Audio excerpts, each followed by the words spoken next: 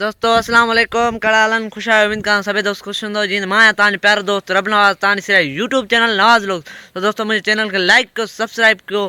तो दोस्तों जी मैं मोबाइल हलाए पे वेला मुंडा मोहम्मद शहजाद जी वीडियो साम्हूं अची सोचम सो उन बारे में कुछ दोस्तन के ॿुधाए वेठा ऑर्डर वीडियो तमाम वो उन वक्त गरीब हो अल्हम्दुलिल्लाह अज तो वो मालिक जो पंजाब जो मशहूर यूट्यूबर थी है उन वटि गाॾियूं आहिनि बंगलो आहे माशाल्लाह अल्लाह से उनके नवाज़ियो आहे।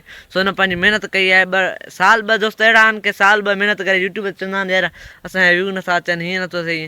दोस्तों तव्हां पंहिंजी महिनत खे क़ाइमु रखो अल्लाह से तव्हांखे पंहिंजी महिनत जो फल ज़रूरु ॾींदो। सो अहिड़ा दोस्त आहिनि जेके साल ॿ महिनत करे यूट्यूब चैनल खे छॾे वेंदा आहिनि। सो दोस्तों ईअं न कंदा कयो वेला मुंडा न महिनत कई आहे तबी बि हुन 5-6 साल महिनत कई आहे। अॼु हुनखे अलाह साईं पंहिंजी महिनत जो सिलो ॾिनो आहे। अॼु हुन वटि गाॾियूं आहिनि बंगला आहिनि छाजे करे पर हुन महिनत कई आहे ऐं हुन जेको पीउ तमामु ग़रीब माण्हू आहे माशाल्लाह। हुन मां जॾहिं वीडियो ॾिसंदो आहियां सो अॼु बि सादे लिबास में गुज़ारींदो आहे। सो हुनखे बि गुरबत जी ख़बर आहे। सो दोस्तों पंहिंजी महिनत खे क़ाइमु रखो ईअं न कयो सो के अहिड़ा दोस्त आहिनि 5 महीना साल 2 साल महिनत करे यूट्यूब चैनल छॾे वेंदा आहिनि। सो दोस्तों ईअं न कंदा कयो पंहिंजी महिनत खे क़ाइमु रखो इनशाला तव्हां ऐं असांखे महिनत जो सिलो अल्लाह साईं ज़रूरु ॾींदो। सो महिनत माना पंहिंजी महिनत खे क़ाइमु रखो माण्हुनि जे चवण ते या माण्हुनि जी ॻाल्हियुनि ते न लॻो। सो ईअं न कंदा कयो ऐं वेला मुंडा जे बारे में काफ़ी सारा दोस्त अहिड़ा आहिनि जेके ग़लति कमेंट कनि था ईअं न कंदा सो दोस्तों उहो अॼु पंजाब शहर जो मशहूरु यूट्यूबर थी आहे उन जे बारे में ग़लति वीडियो या हुन ईअं न कंदा कयो छो जो दोस्तों